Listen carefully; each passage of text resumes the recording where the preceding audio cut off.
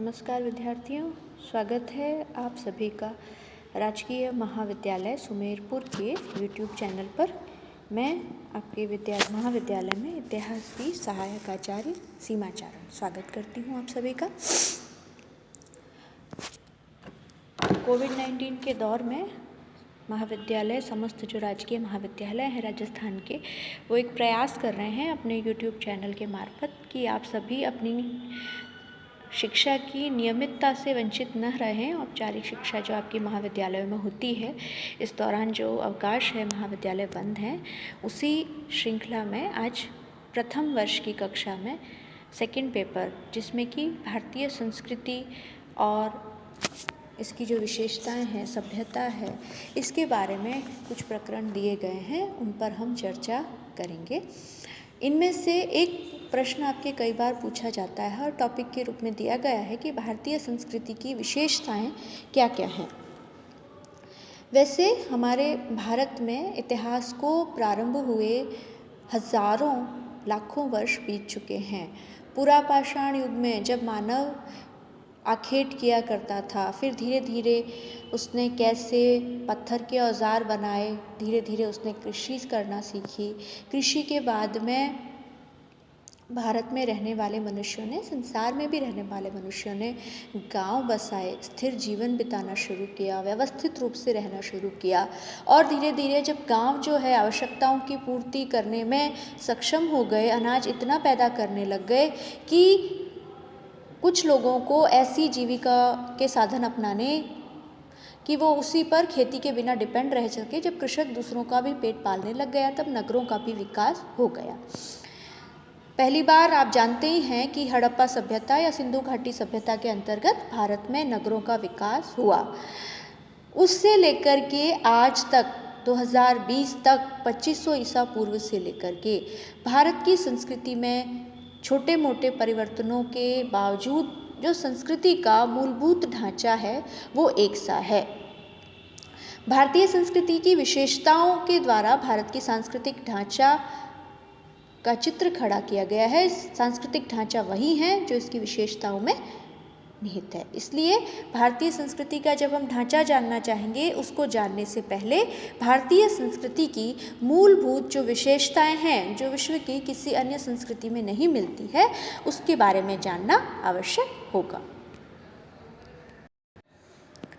बच्चों, भारतीय संस्कृति की जो पहली विशेषता है वो है इसकी प्राचीनता। मैं बता चुकी हूँ कि जब मनुष्य ने व्यवस्थित रूप से गांव बसाए, उसके बाद में ताम्रपाषाण कालीन संस्कृति, फिर धीरे धीरे कांस्य युगीन संस्कृति एक भारत में विकसित हुई और वो हम हड़प्पा सिंधु घाटी सभ्यता के रूप में जानते हैं। तब से लेकर के आज तक संस्कृति के मूलभूत तत्व भारत में यों के यों बरकरार रहे हैं।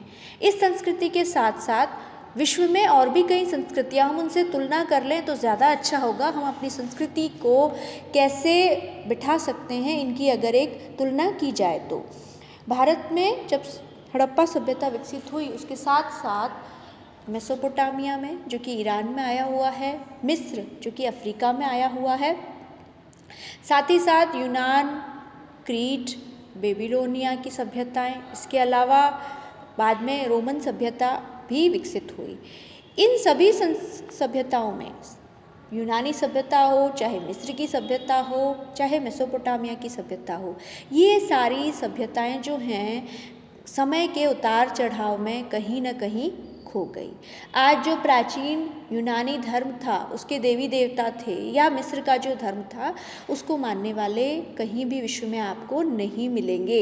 लेकिन सिंधु सभ्यता में, जैसे आप जानते हैं कि शिव की पूजा आदि रूप में की जाती थी, पशुपतिनाथ के रूप में की जाती थी। इतने हजारों वर्ष के बाद भी हमारे देवी देवता वहीं के वहीं हैं। सिवाय चीन की संस्कृति को छोड़ करके भारत के अलावा दुनिया में ऐसी कोई संस्कृति नहीं है जिसका कि नामलेवा बचा हो। हमारे देश का धर्म अभी वैदिक है। आज भी जो ब्राह्मण हैं या पुरोहित हैं, आज भी हवन किए जाते हैं, देवी देवताओं को उसी प्रकार आहुति दी जाती है जिस प्रकार वैदिक काल में दी जाती थी। चाहे मोहनजोदड़ो का स्नानागार उस समय, आज से हजारों वर्ष पहले, जो जल की पवित्रता बताता है कि हम जब अशुद्ध होकर के आए तो जल हमको पवित्र कर देता है। तो आज भी हमारे देश में कोई भी प्रकार का शुभ कार्य करने से पहले, धार्मिक कार्य करने से पहले सबसे पहले जल द्वारा शरीर को पवित्र किया जाता है। उपनिषदों और गीता ने जो ज्ञान की धारा बहाई वो आज तक हजारों वर्ष बीतने के बाद भी चलती चली आ रही है। ये धारा जीवित है, जागृत है। देश की स्त्रियां आज भी उतनी ही सक्षम है जितनी कि प्राचीन काल में थी। ये प्राचीनता, स्थिरता भारतीय जीवन के प्रति उसकी अनुकूलता और उपयोगिता स्पष्ट प्रकट करती है। धीरे धीरे कई सारी जब विदेशी जातियाँ समय समय पर भारत में आई, चाहे यूनानी हो, शक हो, कुषाण हो या बाद में इस्लाम धर्म के अनुयायी हों, वो आए तो एक बार ज़रूर थोड़ा सा डिस्टर्बेंस पैदा हुआ, लेकिन फिर भी ये जो अलग अलग संस्कृति के लोग थे वो भारत की संस्कृति में रच बस गए। इसके बारे में अमेरिका के जो प्रसिद्ध विद्वान हैं वो विल ड्यूरेंट ने लिखा है भारतीय संस्कृति के बारे में कि यहाँ ईसा से 2900 वर्ष पहले और इससे भी पहले जो मोहनजोदड़ो से लेकर के महात्मा गांधी ले लो, टैगोर ले लो या सीवी रमन ले लो, यहाँ उन्नति और सभ्यता का शानदार सिलसिला जारी रहा है। ईसा से 8 शताब्दी पहले उपनिषदों से शुरू होकर ईसा के 800 वर्ष बाद भी जो शंकराचार्य ने जो उपनिषदों को ही सच्चा स्रोत बताया था, कई सारे हमारे यहाँ पर दार्शनिक हुए हैं। हमारे वैज्ञानिकों ने हजारों वर्षों पूर्व ज्योतिष का आविष्कार कर दिया। कोई भी लेखक, जैसे मिस्र का इतिहास कहाँ ख़त्म हो रहा है, यूनान का इतिहास कहाँ ख़त्म हो रहा है, वो हम सब बता सकते हैं, लेकिन भारत का इतिहास कहाँ ख़त्म हो रहा है ये इतिहास वेत्ता भी नहीं बता सकते, क्योंकि ये तो अनवरत रूप से एक धारा चलती चली आ रही है और आज भी भारत के लोग इतिहास का निर्माण कर रहे हैं। हमारी सभ्यता अब भी क्रियाशील है। ये चीज़ मशहूर जो शायर और कवि इकबाल थे उन्होंने लिखी है, यूनान मिस्र रोमा सब मिट गए जहाँ से, कुछ बात है कि हस्ती मिटती नहीं हमारी, सदियों रहा है दुश्मन दौरे जहां हमारा, सारे जहां से अच्छा हिंदुस्तान हमारा। अगली हमारे जो भारतीय संस्कृति की विशेषता है वो है आध्यात्मिकता, यानी धर्म को समाज के, अर्थ के हर पहलू में सर्वोपरि मानना। अपने धर्म, दार्शनिक विचार, ये सारी चीज़ें कोई भी संस्कृति कविता के माध्यम से, साहित्य के माध्यम से, कला के माध्यम से अभिव्यक्त करती है। और हमारे जिन रूपों में अभिव्यक्त हुआ है वो सभी में अध्यात्म की भावना सबसे महत्वपूर्ण है।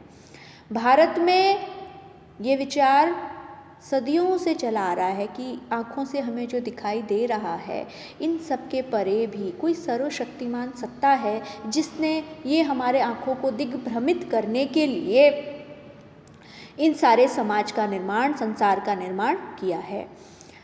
इसके अलावा एक और हमारे यहाँ पर धारणा प्रचलित रही है कि जो अपने में सबको और सब में अपने को देखता है वही असल में देवता है।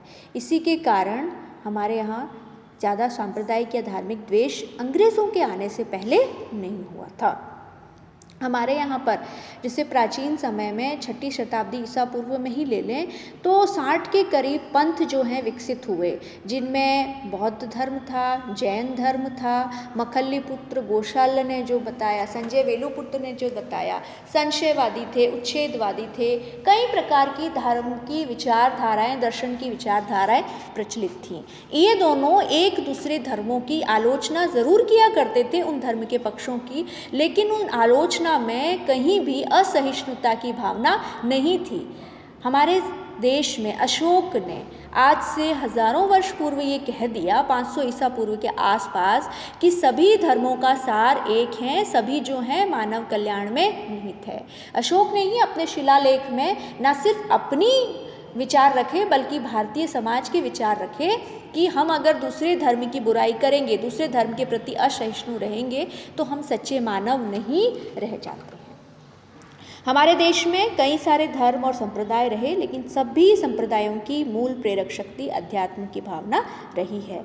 चाहे शक, यवन, कुषाण, कई संप्रदाय के लोग आए भारत में, हूण आए, लेकिन उन्होंने धीरे धीरे भारत की सभ्यता को, संस्कृति को अपना लिया।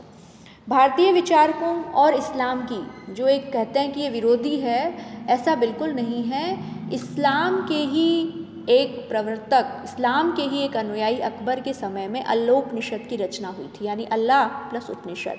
इस्लाम और हिंदू धर्म की जो ताना बाना संस्कृति है, गंगा जमुना संस्कृति है, ये उसका एक बड़ा ही जीवंत प्रतीक है।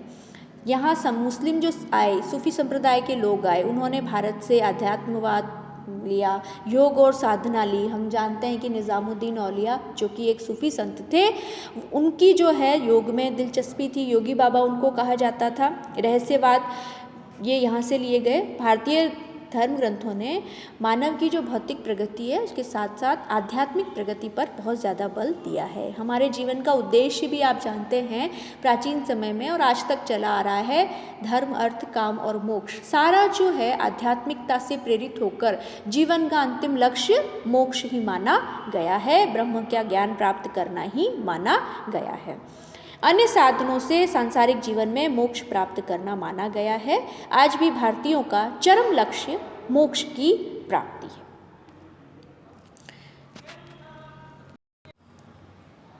अब अगली जो विशेषता मैं बताने जा रही हूँ वो है सहिष्णुता। ये सहिष्णुता सिर्फ ऐसा नहीं है आधुनिक युग की देन है। यूरोपीय लोग तो इस धार्मिक सहिष्णुता से जब बहुत अधिक मात्रा में धर्म युद्ध हुए, चाहे वो कैथोलिक और प्रोटेस्टेंटों के बीच में हो या बाद में इस्लाम और ईसाई धर्म के बीच में हो, लेकिन हमारे यहाँ ऐसे धर्म युद्धों का इतिहास हम कहीं भी नहीं देखते हैं। सम्राट अशोक, इन्होंने भारतीयों की भावना को बड़े सुंदर शब्दों में कहा है कि सभी लोग अपने संप्रदाय का आदर करें, लेकिन दूसरे संप्रदायों की बुराई करने का हमारे यहाँ आविष्कार नहीं हुआ। जैन धर्म का जो स्यादवाद का सिद्धांत है, सप्तभंगनीयता का सिद्धांत है, वो कहता है कि शायद मैं सही हूँ, आप भी सही हो, लेकिन उससे मैं गलत नहीं होता या मेरे सही होने से आप पूरा गलत नहीं हो सकते। सत्य के भी अनेक रूप इसमें दिखाए गए हैं। चाहे अशोक द्वारा प्रतिपादित सिद्धांत हो या जैन धर्म के सिद्धांत हो, यहाँ जो है इन्हीं के कारण हमारे ये पूरे प्राचीन भारत से लेकर के चाहे मध्ययुगीन या आधुनिक भारत में ले, ये इतिहास में ओतप्रोत रही है। इसलिए हमारे यहाँ जो भी शासक हुए उन्होंने धार्मिक दृष्टि से कोई अत्याचार नहीं किए। और जैसा कि यूरोप के देशों में या पश्चिम एशिया के देशों में जिस तरह के सांप्रदायिक युद्ध हुए, वो सारे युद्ध भारत की संस्कृति में, भारत के इतिहास में कहीं भी दिखाई नहीं देते हैं। एक आध जो उदाहरण चाहे औरंगजेब के रूप में हमें मिलता हो, वे अपवाद स्वरूप है। ये जो है असली भारतीय संस्कृति की विशेषता नहीं है, मुख्य धारा को सूचित नहीं करते हैं। यूरोप में धर्म की दृष्टि से एक ही धर्म आप जानते हैं, ईसाई धर्म, उसके अलग अलग हैं मत, लेकिन वो सभी ईसा मसीह को, बाइबल को पवित्र मानते हैं। हमारे यहाँ हिंदू धर्म के साथ साथ जैन धर्म, बौद्ध धर्म, ये तो हमारे देश में ही पनपे ये सारे धर्म। इसके अलावा बाहर से जो भी धर्म आए, चाहे वो इस्लाम आए, चाहे पारसी धर्म को मानने वाले आए, वो भी भारतीय संस्कृति में रच बस गए। हमारे यहाँ कोई खून से रंगा हुआ धर्म के आधार पर इतिहास नहीं मिलता है। ऋग्वेद तक में कहा गया है कि एक सत्प्रविद्या बहुधा वदंती, यानी एक ही भगवान का ज्ञानी रूप अलग अलग तरह से वर्णन करते हैं। और गीता में भी इसी तरह भगवान कृष्ण ने कहा है कि आप चाहे किसी भी देवता का श्रद्धापूर्वक भजन करो, आप मेरा ही भजन करते हैं। ईश्वर एक है, उसके कई सारे विविध स्वरूप है। ये कहना था 19वीं सदी के प्रसिद्ध साधु स्वामी रामकृष्ण परमहंस का। जैसे एक घर का मालिक एक के लिए पिता है, दूसरे के लिए भाई है, तीसरे के लिए पति है, सभी का मालिक ही है, वैसे ही अलग अलग व्यक्ति जो है ईश्वर की अलग अलग रूपों में पूजना करते हैं। ये धार्मिक विचारधारा का ही परिणाम है कि हमारे यहाँ अलग अलग धर्मों को, जाति को, पंथों को मानने वाले लोग सदियों से एक साथ मिलजुल कर रहते आए हैं। यहाँ इनके बीच में कहीं भी सांप्रदायिक द्वेष या जो खून का इतिहास है वो यहाँ कहीं भी नहीं पाया जाता है। अगली हमारी भारतीय संस्कृति की विशेषता है अनुकूल्यता। जैसे विज्ञान में आप पढ़ते हैं कि पेड़ पौधे, पशु पक्षी अपने आप को अपने वातावरण के अनुरूप ढाल देते हैं, वैसे ही भारतीय संस्कृति ने भी अपने यहाँ ढाल दिया। हमारे देश में, जैसे मैं हाथी बता रही हूँ, इतने भीमकाय जानवर रहा करते थे। अगर हम इनसे मानव के रूप में देखें तो हम इनसे शक्तिशाली भी कम हैं, इनके सामने हम कहीं भी नहीं टिक सकते थे, लेकिन हमने इनके अनुरूप अपने को ढाल दिया। मिस्र की सभ्यता, यूनान की सभ्यता, ये सारी सभ्यताएं जो हैं, मैक्सिको की सभ्यता जब विदेशियों के आक्रमण हुए तो वो समय के साथ अपने आप को ढाल नहीं सकी और समाप्त हो गई काल के थपेड़ों में कहीं ना कहीं। लेकिन भारत में परिस्थितियां परिवर्तित होती रहीं, कई बार हमले हुए, हमारे धर्म और समाज में, आचार विचार में थोड़ा थोड़ा परिवर्तन समय के साथ, अनुकूलता के साथ ज़रूर आता गया, लेकिन समाप्त तो बिल्कुल हमारी संस्कृति नहीं हुई। जैसे प्राचीन समय में हमारा धर्म यज्ञ प्रधान था, आज भी वैसा ही है। भक्ति का स्रोत गीता से लेकर के आज तक अनवरत रूप से चला आ रहा है। गुप्त काल से लेकर के आज तक भारत के मौलिक जो आदर्श है, बेसिक जो आदर्श है, उनमें कोई भी परिवर्तन हमें दिखाई नहीं देता है, चाहे मुस्लिमों का शासन रहा हो उसके बाद में या फिर अंग्रेज़ों का। हम आज भी हो सकता है समय के साथ साथ अलग अलग वेशभूषाएं हमने अपना ली हो, लेकिन संस्कृति के जो मूलभूत तत्व हैं, ये अनुकूलता समय के साथ, परिवेश के साथ, आधुनिक ज्ञान विज्ञान के साथ होने के बावजूद मूलभूत तत्वों को हमने बरकरार रखा है। अगली भारतीय संस्कृति की विशेषता है इसकी सर्वांगीणता। व्यक्ति का सर्वांगीण विकास भारतीय संस्कृति की विशेषताओं में से आता था। हम यूँ नहीं है कि आध्यात्मिक विकास पर ही हैं, हम शारीरिक, मानसिक और आध्यात्मिक तीनों विकास पर जोर देते थे और शरीर, मन और आत्मा के संयोजित विकास को ही असली विकास का नाम दिया गया है। जो शास्त्रकारों ने मनुष्य के 4 पुरुषार्थ बताए हैं, धर्म, अर्थ, काम और मोक्ष, इनको प्राप्त करने का प्रयत्न करना चाहिए। पहला तो जो है और अंतिम है, दोनों ही जो है आध्यात्मिक विकास के लिए है और दूसरा और तीसरा शरीर और मन की उन्नति के लिए। इन सभी की प्राप्ति के लिए बिल्कुल सिस्टमाइज रूप से, वैज्ञानिक रूप से एक आश्रम व्यवस्था की स्थापना की गई कि उम्र के हर चरण में हमें किस तरह का जीवन बिताना चाहिए और उस समय हमारे जीवन का प्रमुख लक्ष्य क्या होना चाहिए। हमारी संस्कृति कह रही है कि हमें कर्म तो करना ही चाहिए, आजीविका तो करनी ही है, इच्छाओं की पूर्ति के लिए भी विविध प्रयास करने हैं, लेकिन उसके साथ साथ धर्म को भी जीवन में बराबर स्थान मिलना चाहिए। अगर हम अर्थ यानी धन भी कमाना चाहें तो धर्म के अनुसार कमाना चाहिए। धर्मानुसार काम करने के सेवन को कहीं भी संस्कृति में मना नहीं किया गया है और अंतिम लक्ष्य जो है मनुष्य के जीवन का मोक्ष मानकर मनुष्य के सर्वांगीण विकास पर हमारी संस्कृति में ध्यान केंद्रित किया गया है। भारतीय संस्कृति की अगली विशेषता है इसकी ग्रहणशीलता। ग्रहणशीलता का मतलब है कि अलग अलग समय पर भारत में विदेशी जातियाँ, चाहे आक्रमणकारियों के रूप में, योद्धा के रूप में, व्यापारियों के रूप में, कई रूपों में प्रविष्ट हुई। उन्होंने भारत की संस्कृति में समाहित होने का अगर प्रयास किया तो हमारी संस्कृति में इसकी कोई मनाही नहीं है। चाहे ईरान, यूनान और अरब और आधुनिक युग में पश्चिम यूरोप के निवासी भी यवन जो हैं भारत आए, कुछ समय तक शासन किया, उसके बाद सामंती व्यवस्था के ढांचे में वो कहीं न कहीं भारत में ही बस गए। चाहे उसमें सभ्य जाति, यूनानी जाति आई हो, जो कि आज भी जो है ईसाई जगत या पश्चिमी जगत है सर्वश्रेष्ठ जाति जिसको मानता हो, इसके अलावा असभ्य शक, हूण, मंगोल, तुर्क आए हों, कई समय तक तो वो लूटमार करते रहे, लूट खसोट करते रहे, लेकिन धीरे धीरे वो सभी जो है भारतीयों में घुल मिल गए। और अब आज अलग से आप खोजना चाहो कि शक कहाँ है, कुषाण कहाँ है, हूण कहाँ है, तो आपको वो कहीं नहीं मिलेंगे, वो भारत के समाज में रच बस गए। आज के जो पारसी जो ईरान से आए हैं वो गुजराती बोलते हैं, यहीं का खाना खाते हैं, रीति रिवाज सारी जो हैं वो भारतीय पद्धति उन्होंने अपना ली है। इन विदेशी तत्वों ने भारत की संस्कृति को पूरी तरह से आत्मसात कर लिया है और भारत की संस्कृति ने भी उसको अपने अंदर समाहित कर लिया है। ये जो गंगा जमुना की तहजीब है, ये जो ग्रहणशीलता है, इसके कारण हमारा तो जो यहाँ था वो यहीं रहा, इसके अलावा बाहर के जो लोग आए उनकी संस्कृति के तत्व भी हमने अपने में एडजस्ट कर लिए, समाहित कर लिए और उन लोगों को भी हमारे समाज में स्थान दे दिया। इसके कारण यही कारण है कि आज हमारे यहाँ अलग अलग धर्म को मानने वाले, अलग अलग धार्मिक विश्वास के, अलग अलग रहन सहन के ढंग मिलते हैं। अलग अलग हिस्सों में बांटने वाले जो पूजा पद्धतियाँ हैं हमारे यहाँ प्रचलित हैं, चाहे वेद हो, कपिल हो, चारवाक हो, भौतिकवादी दर्शन हो, सारे तरह के दर्शन हमें मिलते हैं। भारतीय संस्कृति में ग्रहण और संरक्षण का स्थान है, विनाश और विध्वंस का नहीं, और यही चीज़ है जो भारत की संस्कृति को विश्व की अन्य सभी संस्कृतियों से सर्वोपरि रखती है। आर्य, द्रविड़, दस्यु, किराट, यवन, शक, हूण, मंगोल, ये सारे लोग समय समय पर अलग अलग रूप में अलग अलग मार्गों से भारत आए, लेकिन आज आप इनको अगर खोजना चाहो तो मिलना मुश्किल है।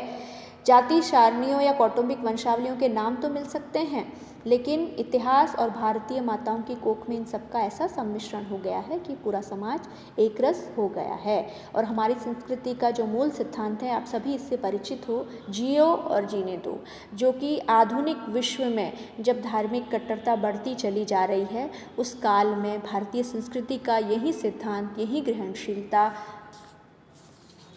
समाज को, विश्व को एक साथ समाहित करने में, शांतिपूर्वक जीवन सबको साथ में बिताने में आखिरकार यही काम आने वाली है।